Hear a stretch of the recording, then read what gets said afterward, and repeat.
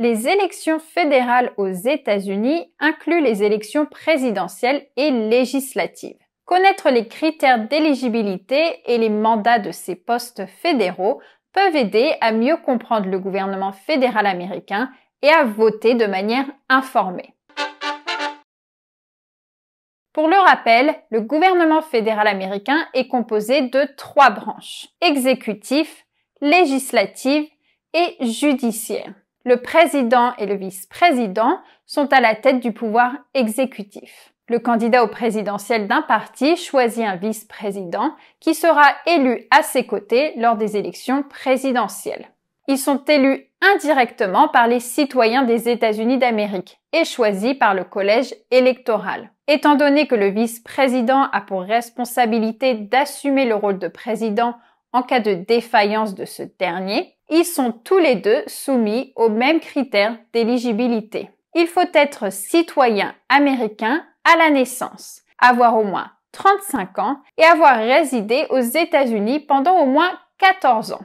Le vice-président doit également résider dans un État autre que celui du président. Le président et le vice-président sont élus pour un mandat de 4 ans et ne peuvent servir qu'un maximum de 2 mandats. Les élections présidentielles ont lieu tous les 4 ans, le mardi suivant le premier lundi du mois de novembre. Passons aux législatives. Les sénateurs sont les membres du Sénat, la chambre haute du Congrès américain.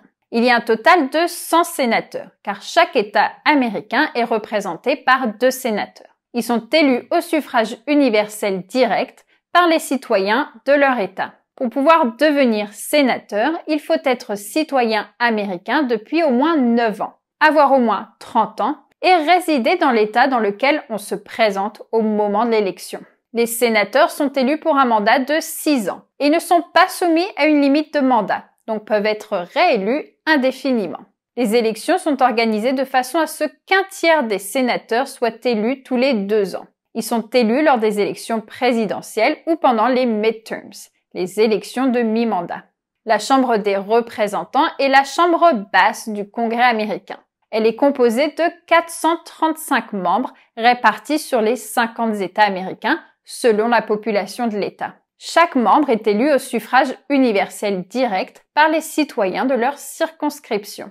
Pour pouvoir devenir membre de la Chambre des représentants, il faut être citoyen américain depuis au moins 7 ans, avoir au moins 25 ans et résider dans l'État dans lequel on se présente au moment de l'élection. Les représentants sont élus pour un mandat de 2 ans et ne sont pas soumis à une limite de mandat non plus, donc ils peuvent être réélus indéfiniment. Tous les citoyens américains sont donc invités à voter pour le représentant de leur circonscription tous les 2 ans lors des élections présidentielles et les midterms. Il existe d'autres postes importants dans le gouvernement fédéral, mais ces postes sont nommés par le président et approuvés par le Sénat. C'est le cas des membres du cabinet, mais aussi les juges de la Cour suprême et les juges fédéraux qui sont nommés à vie. Dites-moi en commentaire si vous êtes éligible pour devenir président, VP, sénateur ou congressman aux États-Unis.